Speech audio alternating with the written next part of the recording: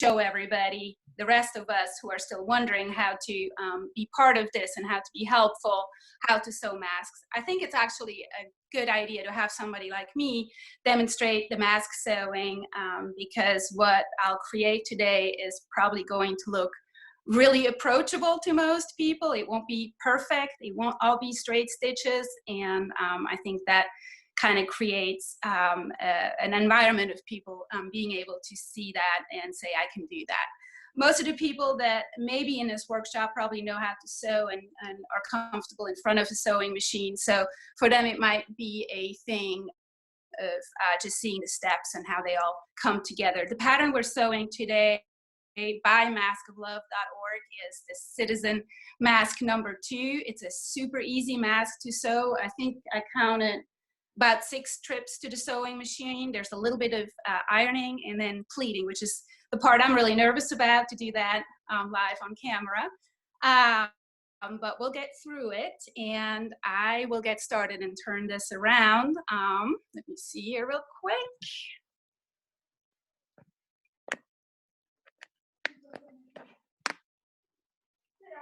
So let me see, I think everybody can see my little work area here, so you're going to be seeing my hands a lot. This is the mask we're making today. This is the Citizen Mask number 2. If you go on the maskoflove.org website, you will see the menu tab, and if you go on the menu tab, there's one for sewers, and there are the different kind of patterns. I think there's 2. This is the second one to make. Really quickly, this is a mask that is simple to make, but it does have all the bells and whistles. So we do have an enclosed wire at the top that will help you make this mask fit well over the bridge of the nose. And it also features a pocket that people will be able to put inserts in. Different kinds of inserts are being used. I'm not going to get into that. Everybody seems to know what they're going to be putting in. We are trying to standardize this to where the mask roughly measures about 4.5 inches in height and is about 7 to 7.5 inches in width, which largely corresponds with a more commercial type mask that you could get. So there we go. I do want to mention just a few things. I'm going to thank Mari for talking me through this and getting prepared for this webinar. I think that's really wonderful what you're doing and really helpful. I would like to put in a plug for somebody to teach me how to bake bagels at home. That's the one thing I really miss. And then the second one, most important, is the maskoflove.org folks.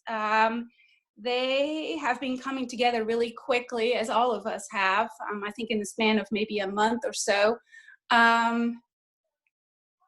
Let's see, expand my screen, dang it.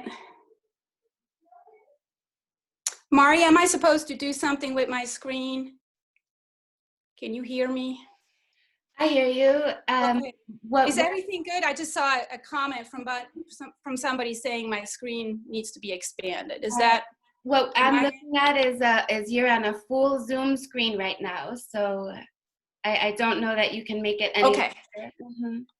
Okay, so I'm going to continue on. So one of the things that I do want to drive home here is that the maskoflove.org is accepting donations. There's a donation button on the website if you go on there. So if you can't sew, if you don't have materials to donate and do want to help, that is the way to help some really talented people crank out as many masks as possible. I know they're buying commercial sewing machines, they're training people.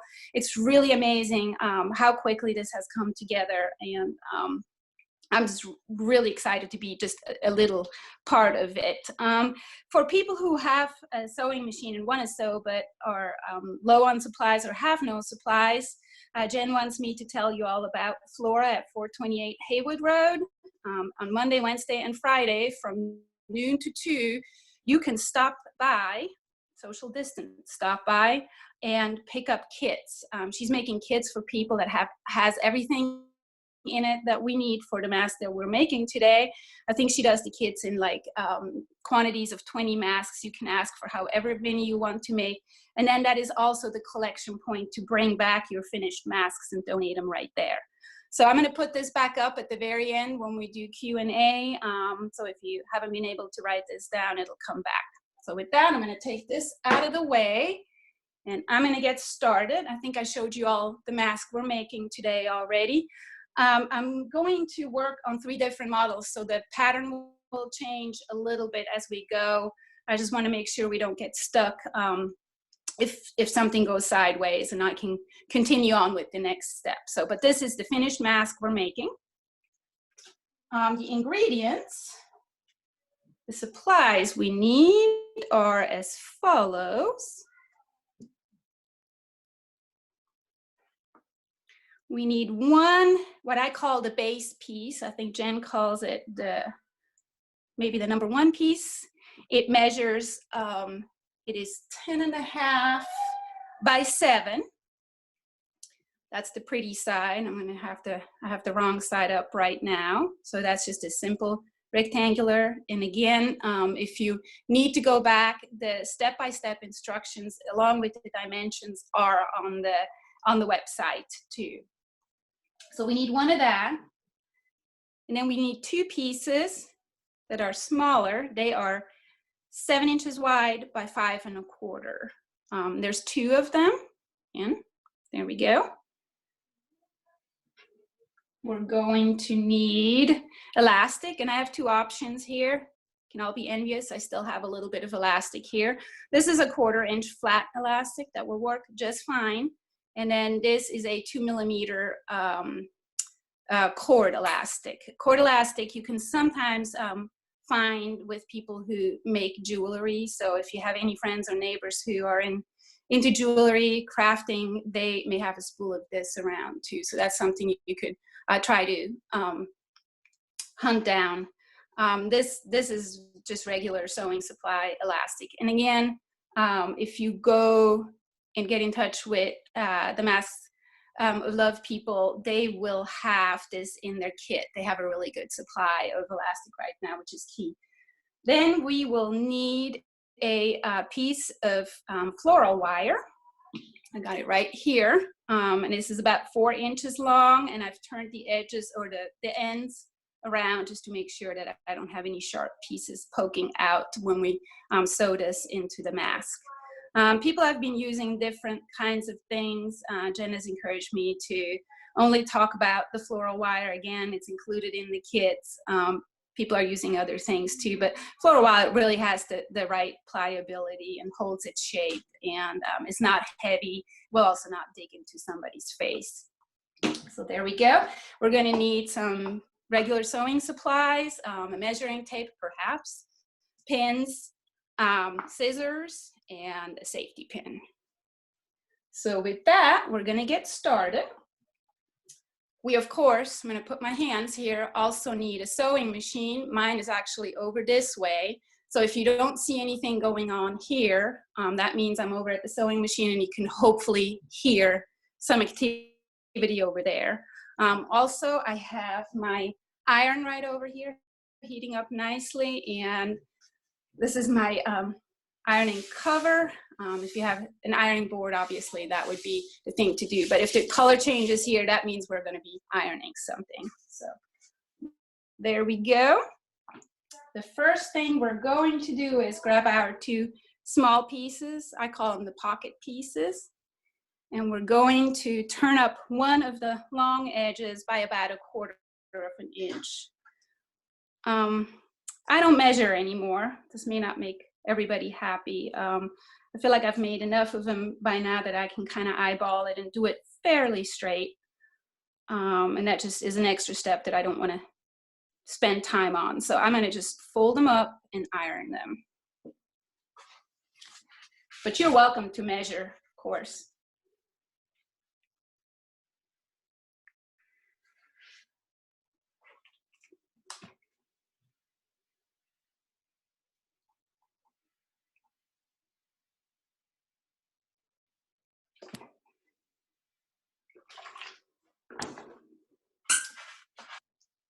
So just for the sake of the sewing community out there who still abides by the old pre-pandemic rules, I'm going to put some pins into it for sewing. I've been sewing without pins at this point. It's just a step to save time and move along faster. I'm going to do the same with this piece, turning it from the right side to the wrong side by about 1/4 inch on one of the long sides. Give it a quick press. Nice thing about quilting cotton is that it holds a pretty hot iron really well, makes a nice sharp crease. So there we go. Let's see, can you all see that? So the next thing I'm going to do is, I'll probably do, I don't know, about 1/8 in stitch from this edge here. We're gonna sew a straight line basically to keep this, what we just folded under, in place. So we're gonna be sewing a straight stitch. And I have threaded my machine with yellow thread, so I'm gonna hold it up to you so you can all see where I am with that. It really doesn't matter where you sew it in terms of the allowance. Just want to make sure that you got this, what we just folded under, nicely tacked down with stitching. So there we go.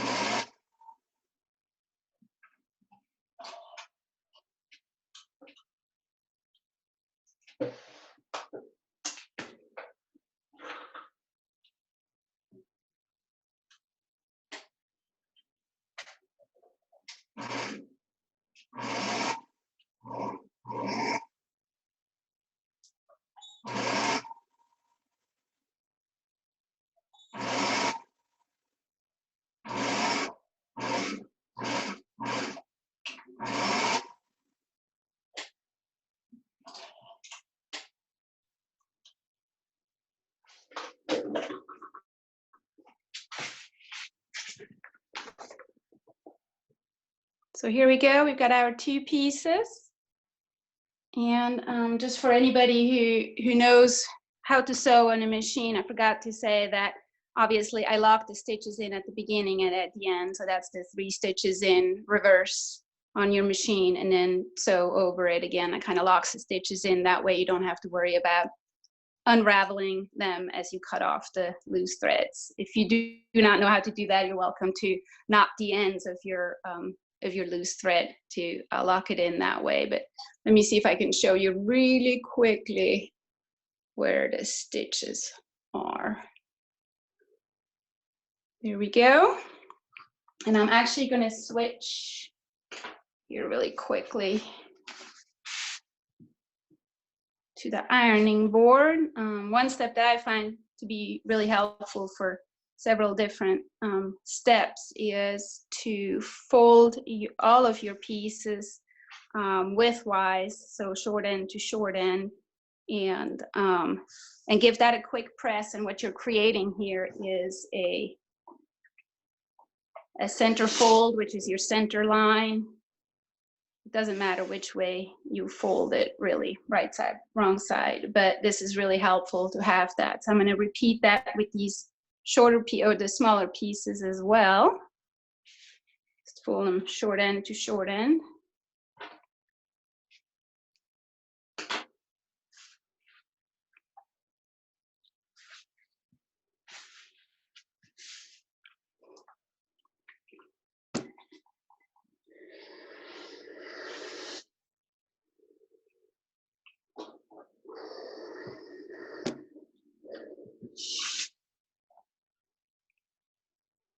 There we go, everything has a midline now.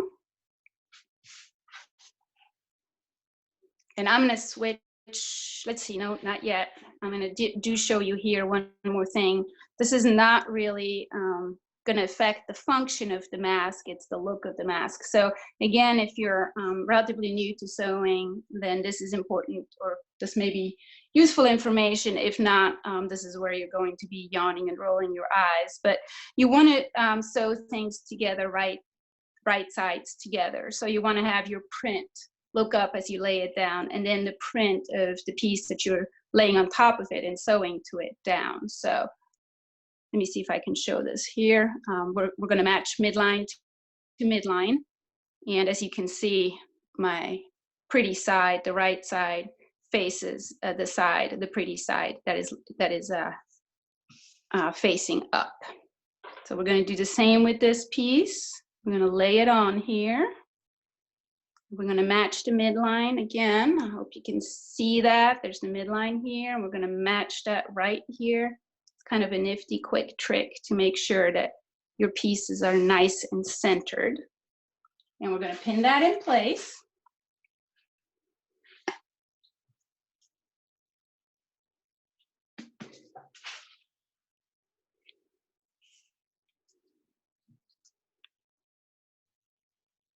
And we're going to sew. I think we should be using about a 1/4 inch seam allowance. So we're going to start right here, and we're going to sew a straight line and stop right here. So from pocket end to pocket end, not all the way, just from here to here, a straight line, probably about a 1/4 inch from the edge. And we're going to do the same down here as well. So you're going to hear me sew again.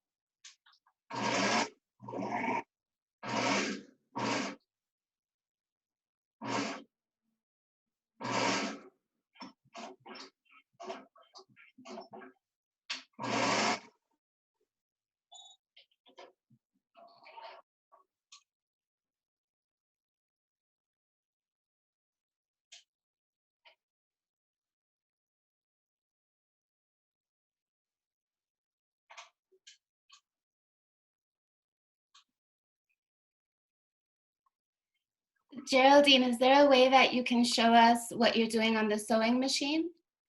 Well, I can prop my phone up, but I don't think you're going to be able to see it in much detail. Okay. Let me see if I turn it around.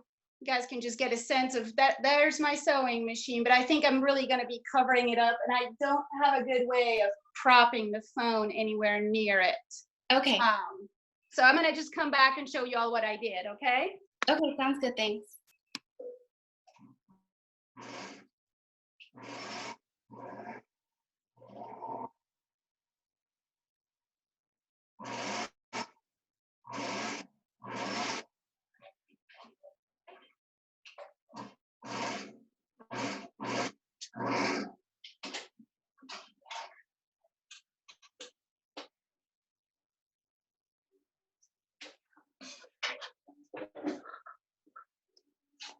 let's see here.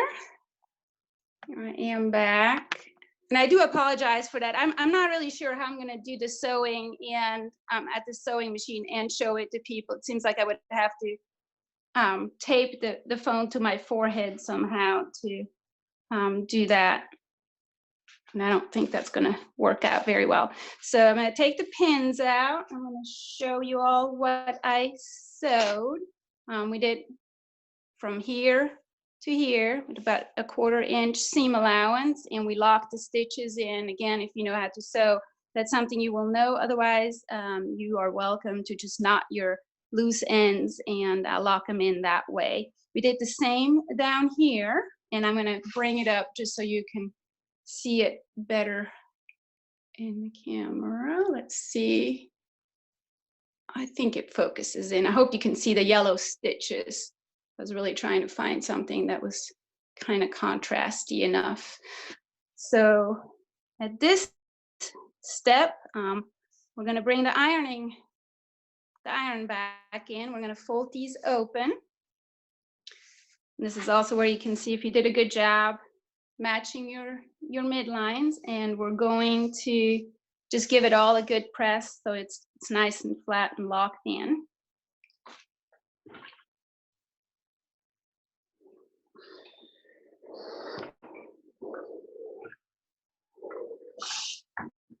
Well, there we go. I'm going to flip it over.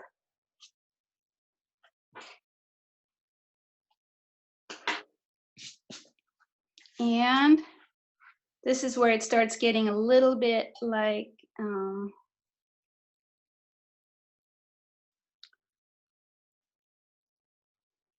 we're going to do some folding here, which is not necessarily my strong suit. But again, the midline can be fairly helpful here in helping you line it up. So what we're going to try to do is fold right at the stitch line here. So there's my blue fabric, there's my pattern fabric, and we're going to fold in the pocket flaps at this point. We're going to do the same up here. Origami, that's what I was trying to think of. This is where it starts to get a little bit like origami. So you may be great at that. I'm not. It's one of those things I'm still trying to teach myself. You may have somebody in the family that has a knack for it, so maybe that's a step that somebody else can handle. So I'm going to fold it in, and with that, the edges that you didn't sew will also want to fold in, and we're going to iron all that down on this side as well, and then do the same down here too.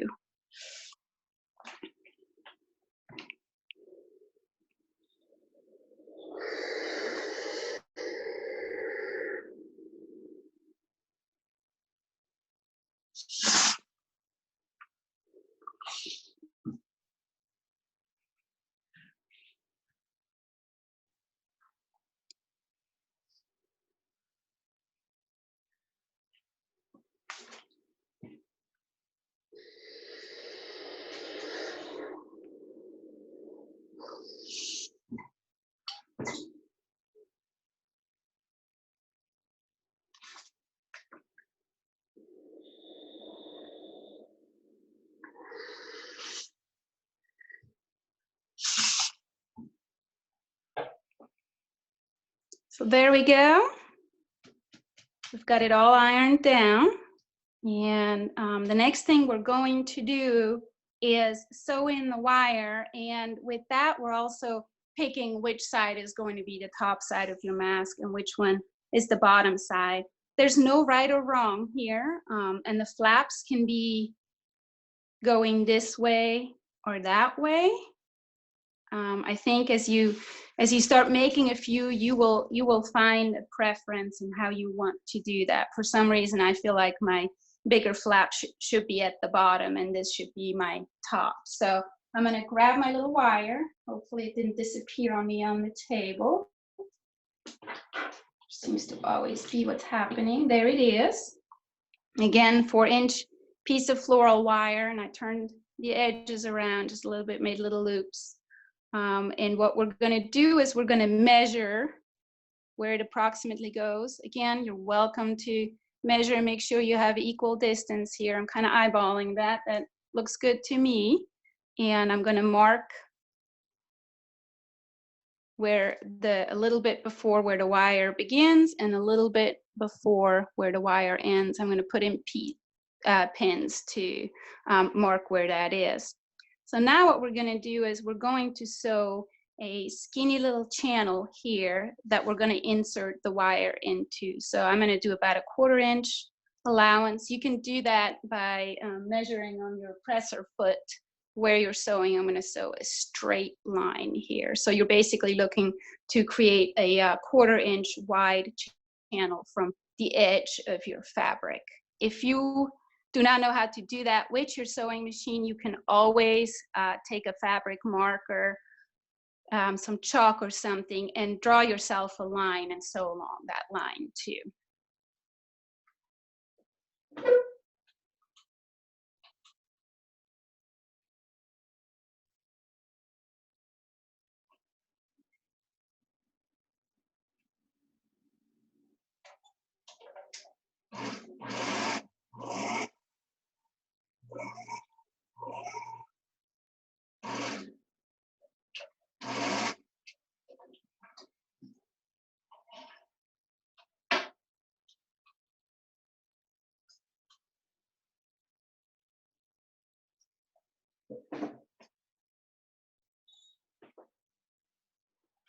So here we go. I just sewed a little line that creates a really, really, really skinny little channel here.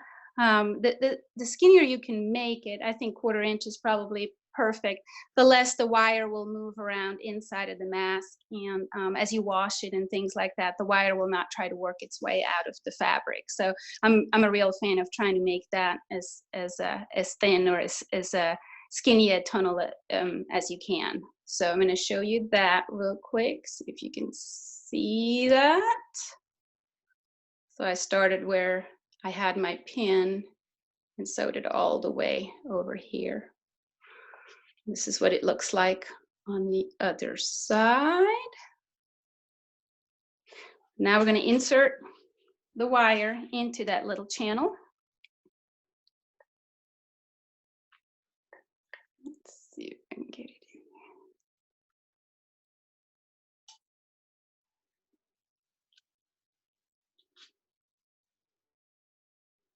There it goes.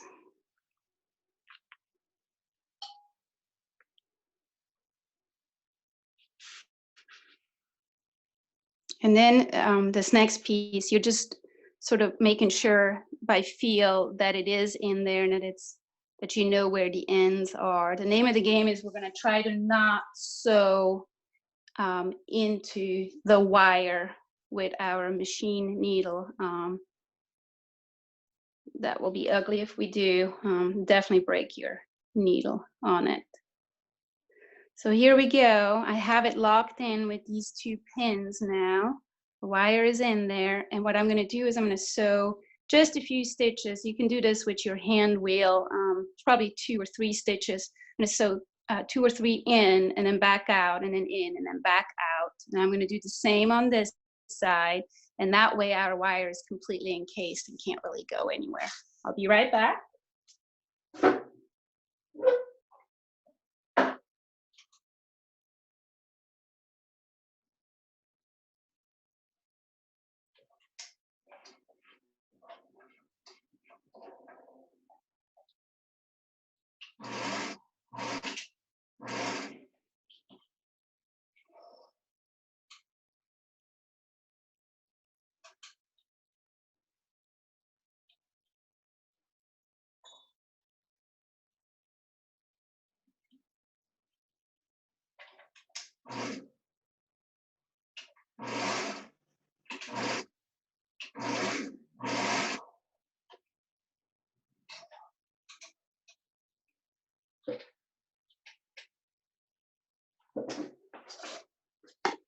So here we go. Snip off some loose threads here. Geraldine, can you tell us what kind of thread you're using? Is it cotton thread like Aurifil? It is an all-purpose thread. Let me see here real quick. What I have is it's Coats and Clark, and it's an all-purpose thread. So it has, let I believe it's nylon in it, but it doesn't really matter for this purpose what kind of thread you use. The only thing with nylon thread, I've seen some people say that they're going to put their masks in the microwave to sanitize them, and that would be a bad idea if it has a wire in it, and it could also potentially melt the nylon in your thread. So if you're planning on making a mask without a wire and want to put it in the microwave, which I'm not totally sure if that works, I'm not advocating that, then you would be well advised to use an all cotton thread. But most of the commercially available thread has either has some nylon in it. It just makes it really durable. So let me hold this up to the camera too, because this might be something that people kind of need to see. Let's see here. I'm gonna come up really close. So as you can see, I just kind of threw in some stitches here, which closes off this little channel that has the wire in it. I did the same at this end as well.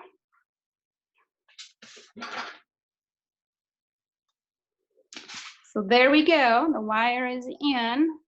Mask is starting to take shape. The next thing we're going to do is the thing that keeps me up at night. We're going to pleat this mask. Oh, actually, no, there's another step. I'm super nervous about the pleating step, but there's another step. So now we're going to sew a straight line all the way from this end along here to this end. On the wire side, what you want to make sure, either stop before you get to the channel and start again after the channel, or if you're sewing all the way through, which is what I'm going to do, make sure you don't go anywhere near the wire. So you want to sew a little bit outside of that little channel that you just created and put the wire in. I'm going to put some pins in just to keep it all in place as I'm moving through my machine. And I'll come back and show that off.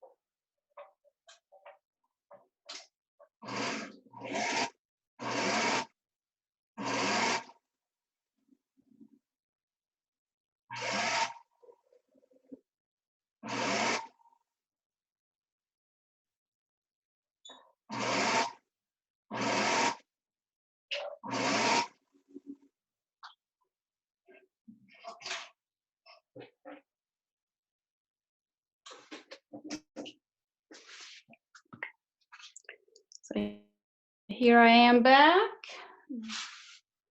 Snip off some loose thread here. A lot of these trips to the sewing machine that we're doing, I think we're on trip 4 now. What we're doing is we're reinforcing some of the stitches. So we stitched the blue fabric to the pattern fabric, and now we're basically enclosing that. So that means it makes this extra durable, the two fabrics being together. So that's really nice, the fact that we're doing that. So let me show you real quick. I think this one's my better side here, what I did.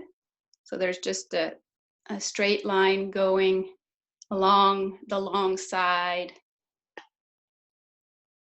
that tacks down this little loose end here, the seam allowance, and then does the same over here. And again, this is our nose piece here, and I just made sure that I sewed outside of that somewhat, and then straight across again too. So now we are ready for pleating, and I want you all to know that I have a piece pleated already, so I'm going to fiddle a little bit and show it to you how I fiddle with it. Some people, again, will be better at this than I am, but I don't want to waste everybody's time and have you watch my chubby fingers here try to do the pleating. So once I kind of have shown you how I accomplish the semi-regular pleats, we will move on to this one. I made myself a jig. It's a different jig than the one that Mask of Love has on the website. That one is just as fine, but this one worked with the way my brain works. So I'm going to just show it to you here. And I'm assuming that this can be, you know, there can be a frame that you can stop and you can look at it and then replicate this if this is what you would like to have. So I made a piece of, it's a piece of paper. It's 6 1/4 long, and it's 5 3/4 wide. And then I measured from this top, I measured 3/4, and I measured an inch, and I drew 2 lines. I measured from the top 2 1/4 and 2 1/2, and drew 2 lines. And I measured from the top 4 1/4 and 4 1/2, and drew 2 lines. Then I lay this on the fabric, on the pocket side. And one thing you do want to think about is before you throw the pins in or make marks to where you're going to put your pleats is to make sure that your pocket, the overlapping fabric, that you're not right on top of that. So, because this, I could be turning this around, it doesn't really matter how we're doing it. We want to try to avoid making a pleat right there where we have the little pocket flap. So I'm going to put this one here. This works fine because that way the pleat will be past the pocket. I'm going to lay it on here, and I use pins. You could mark too if you have a fabric marker, something that washes out. You could do that. But so I basically just put pins through all of the layers, ideally, to mark where your lines are.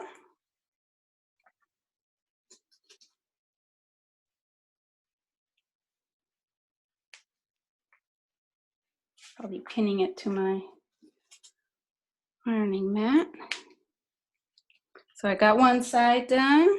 I do the same on the other side. Let's see.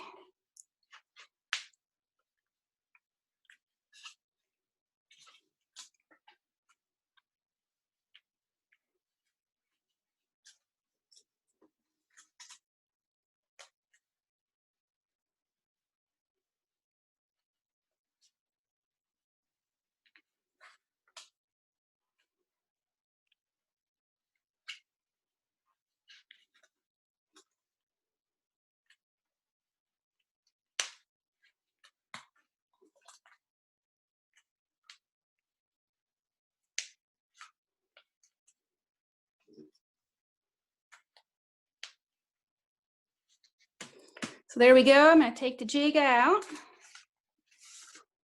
And what I got now are the approximate markers where I'm going to make my pleats. It doesn't matter if your pleats are folded up or folded down for the function of the mask. I would suggest that you pick one and just stick with it, and also that all your pleats are folded the same way, if that makes any sense. So I'm going to try to fold down. Can't honestly tell you that I have a preference at this point. The tricky thing is you want to grab all the fabrics. So you want to make sure you don't just have the pocket fabric. So you want to grab the base fabric too. And basically you're bringing one needle on top of the other one, and then throw in a pin to put that pleat, to tack that pleat down for now. This is super fiddly. I don't know a better way to do that, especially when you're doing these itty bitty 1/4 inch pleats. So I hope you can kind of see what I'm doing here. And this is one of those things you're just gonna have to do a few times, and then you figure out the best way for you to accomplish this step. These are gonna be pretty horrendous, I have a feeling.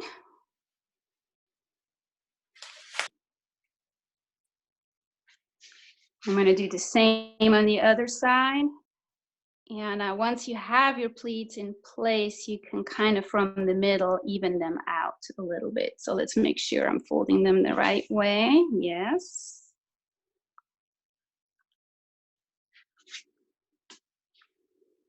Next one.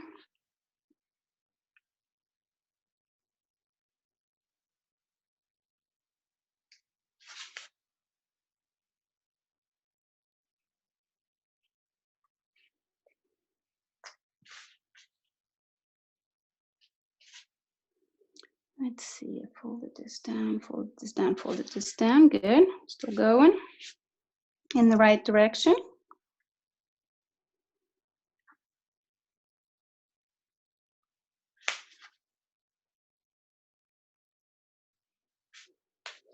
So especially if this is your first one, it's probably gonna look something like this. I try to still use my midline from when we ironed as a guide, and you can kind of, if you pull on the fabric sideways, your pleat will sort of settle into the middle. And then I do throw in a pin in the middle just to kind of see if I got a semi-straight line before I go back to the outsides.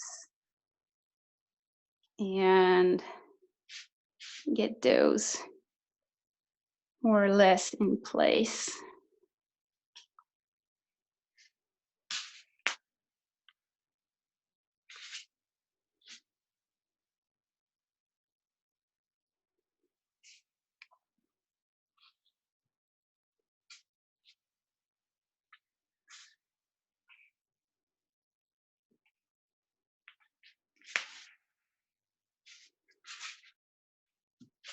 It's also a good idea to flip it over. You can kind of see just how bad your pleats are and start working from that to even them out a little bit. The goal at this point is to, where's my measuring tape, to get to a height of about 4.5 inches. So we're not that far off.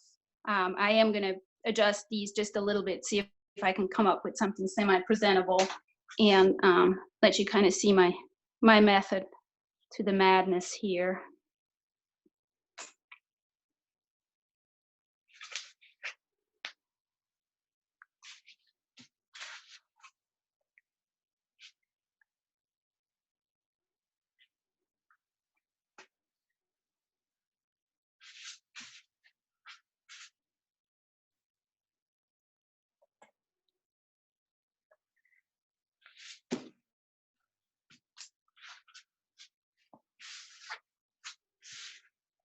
So that looks pretty good. I think we're getting there.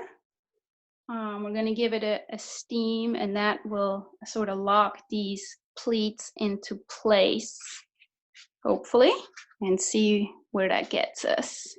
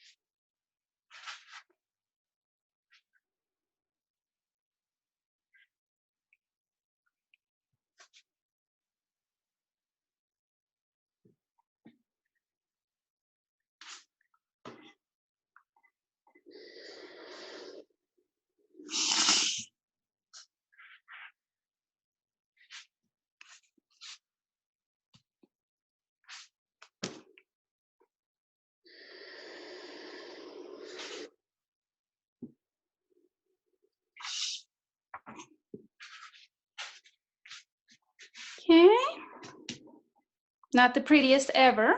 And this is something that some people might be much, much better at this than I am. But what I'm looking for is for these pleats to be semi straight and for the mask to still be a rectangle when I'm all done with that. So I'm going to take this one, put it aside, grab the one I worked on earlier that is a little bit better looking, I think. And we're going to move on to the next step. So once we have our pleats in place and pinned, and I like to pin to the inside with my heads because I'm going to be sewing here, but that's a matter of preference. You may be pinning from the outside. We're going to sew a line down this way and also over here that locks in the pleats, that arrests the pleats in their place. I'm going to try to sew it pretty close to the edge of the fabric here, probably about, oh, I don't know, a less than a 1/4 inch here. They really just hold the pleats in place for now. One thing, if you're sewing, you will want to make sure that your presser foot doesn't push this up and sort of unfold as you're sewing. So you might want to stop, lift your presser foot, make sure that your pleat is just right under it, set the presser foot down, take the pin out and then set the presser foot down and then sew over each pleat. So this is something on the first couple of masks you might want to do slowly and just kind of get a feel for it, and then you'll know how to do this. So I'm going to step out of the frame again, take my hands with me and go sew and come right back. Geraldine, is there a risk of sewing the pocket closed if you get the center pleat in the wrong spot? No, there isn't. I think that what's going to happen is you're going to get really frustrated when you're pleating if you're trying to pleat right on top of the pocket. It will not really impede the function of the pocket, but you have several more layers here with these edges turned under. So it's really just good to stay out of the way of those, whichever way you're sewing it. So I always try to just look at my jig and make sure it's not anywhere near one of those where the pocket is going to go. That makes any sense? I hope it does.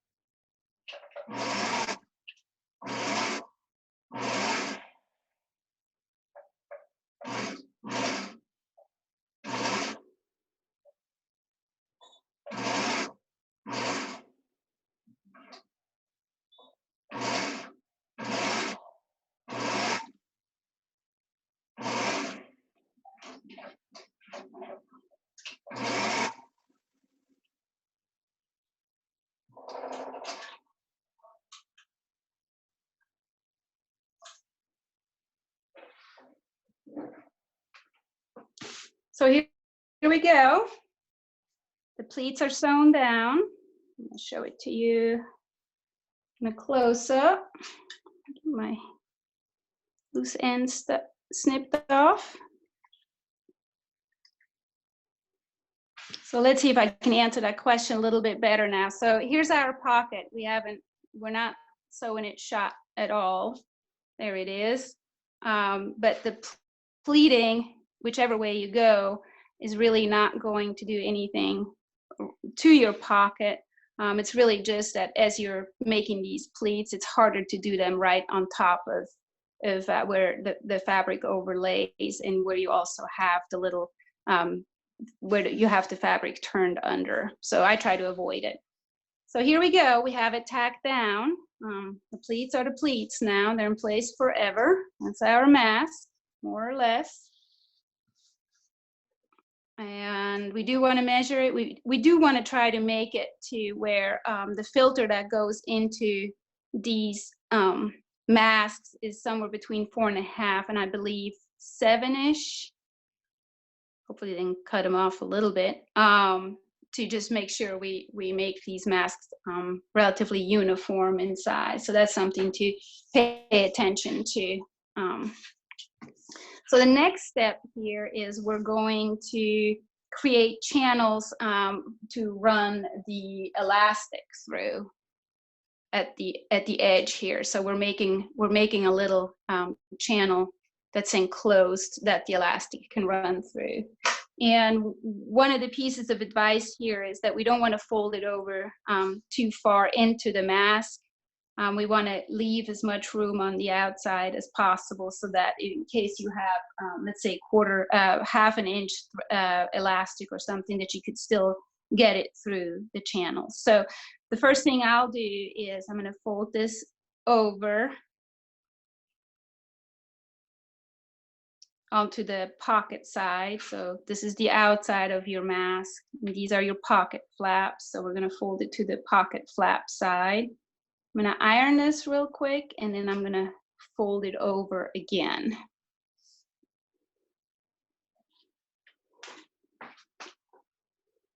And again, your pleats are still going to kind of want to work against you here. So you try to just keep them in place as much as you can.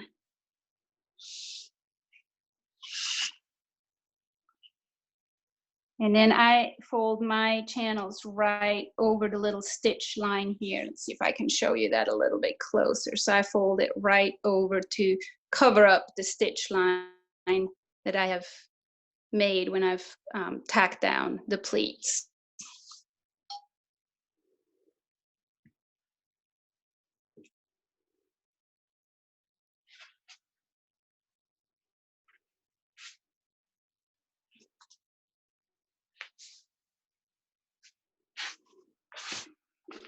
I'm going to iron it just because cotton is so satisfying to iron. It just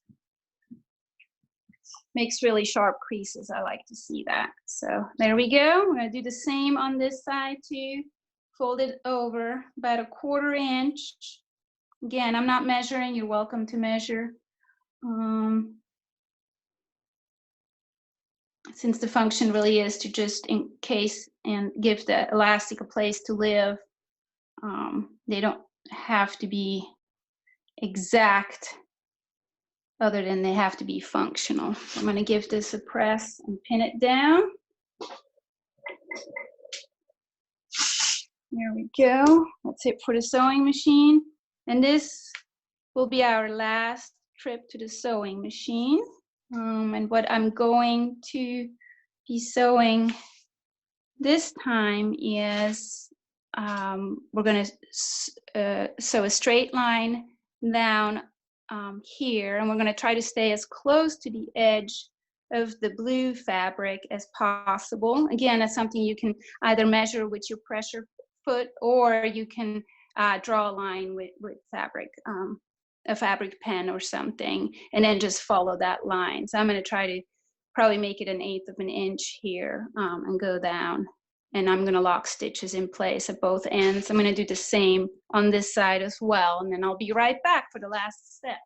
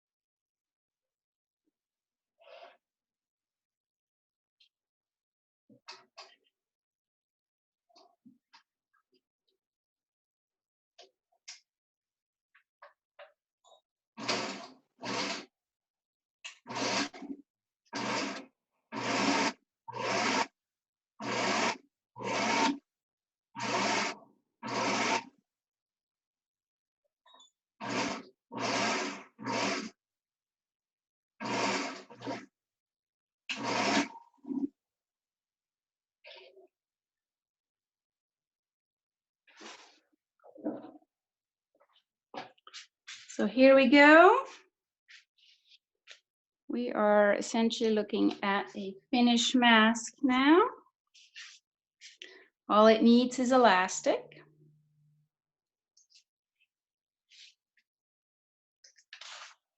Let's see. So I'm going to bring this up again. It's kind of embarrassing. You can all see my really bad stitching here, but we're going along here as close as possible to the edge of our channel. The same on this side. And make sure you get these little pleats tucked into place too. And that creates our channel that we are, thank you, Jen, that's sweet of you to say, that we're going to pull the elastic through. Jen just told me that the stitching's not that bad. So again, approachable is what I'm going for here. So now we're going to the elastic. I think I've run through the options already. Both versions are fine. I'm going to go with the flat version, which is the one you will get if you pick up kits at Mask of Love. And the trick to get these into the channels is a safety pin. So I try to go for a small safety pin, you know, something that's smaller than the channels, obviously. So what you're going to do is you're just going to skewer your elastic. And then this becomes your sewing needle, basically, and you're running that through. It's going to take a little bit of fussing here and there. Again, these little pleats might get in the way, so sometimes the head of your safety pin will run into one of those edges, and you'll just have to kind of back out, and it helps if you push down on this and just kind of open up your channel a little bit and pull it through. So there we go, got it through. Geraldine, what are the lengths of the elastic? Good question. They are 11 inches. And I think that's where we're arriving. Some of us have tried to be stingy and make them shorter, but 11 inches is really giving everybody a fair chance to get them around their ears and wear them comfortably. So that's where we're at. And I usually either don't knot them together or knot them together fairly loosely, because people will, when they get their mask, I think they will want to adjust and you know, pull this tight when they have them in the right fit. And I don't know, maybe Jen has a different opinion there, but I've kind of just left them loose for people to adjust them the way they want to wear them. So I'm going to do the same on this side. And then we've got a mask.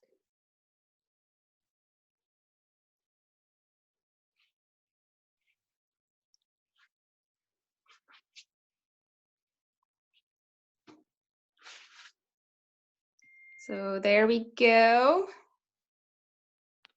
Let me do my best Vanna White impression here and show it off to you all.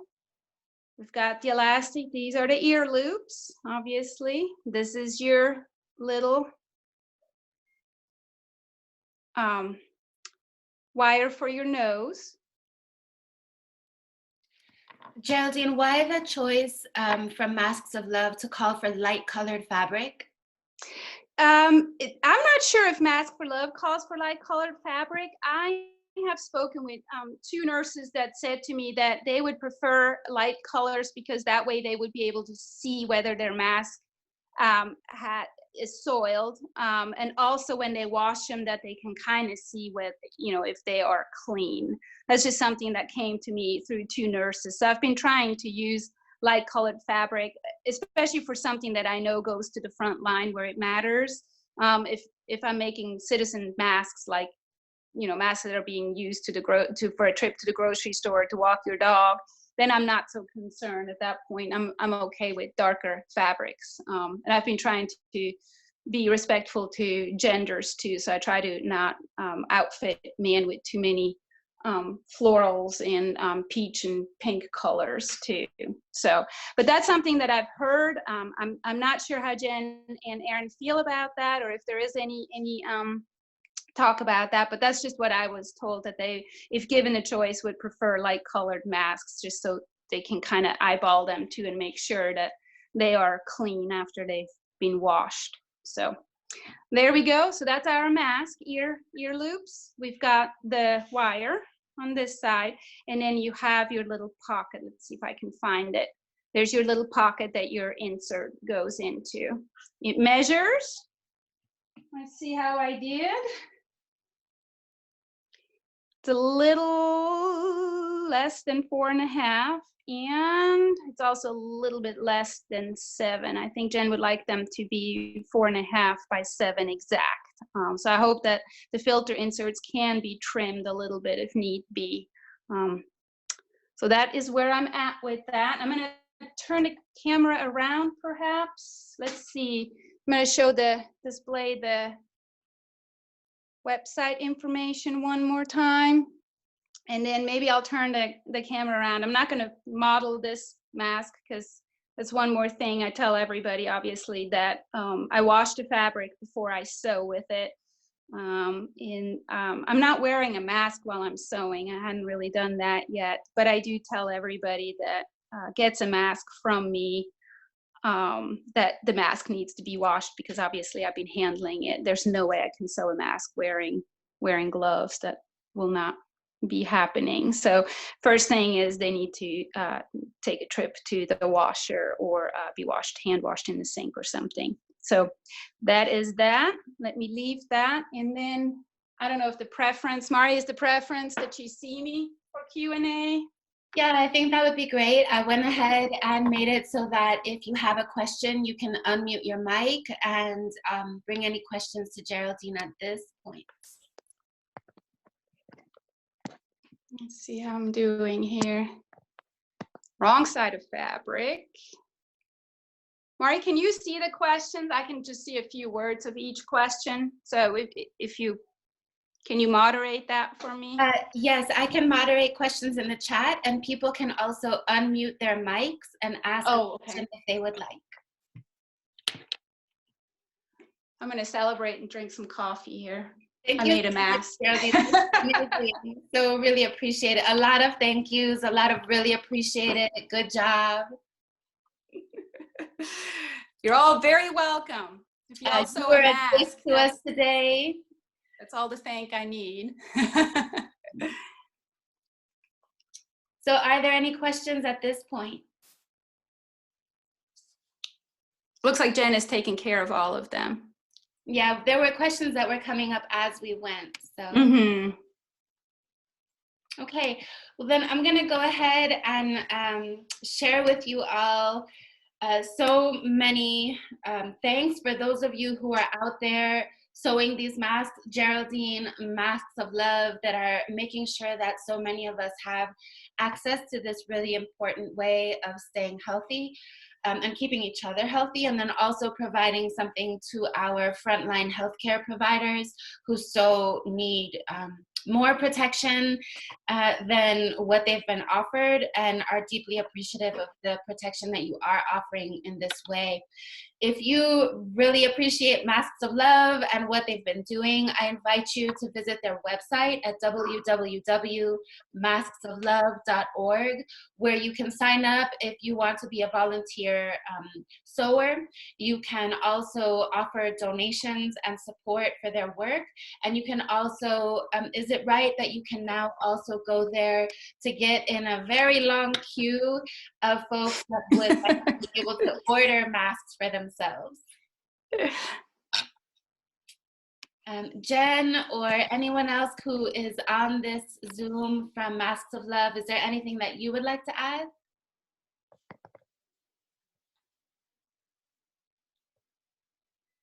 Wonderful. Well, thank you so much. Yes, you can now order masks online, and there is a 1 to 2 week wait on those masks. There's also on their website, you can find lists and patterns and supplies. All the instructions that you could need are available on the website at masksoflove.org. Mari, I have one more thing that I did want to mention that I find really helpful. When you make masks, you become the expert of wearing masks, and we've all become experts overnight on all sorts of things.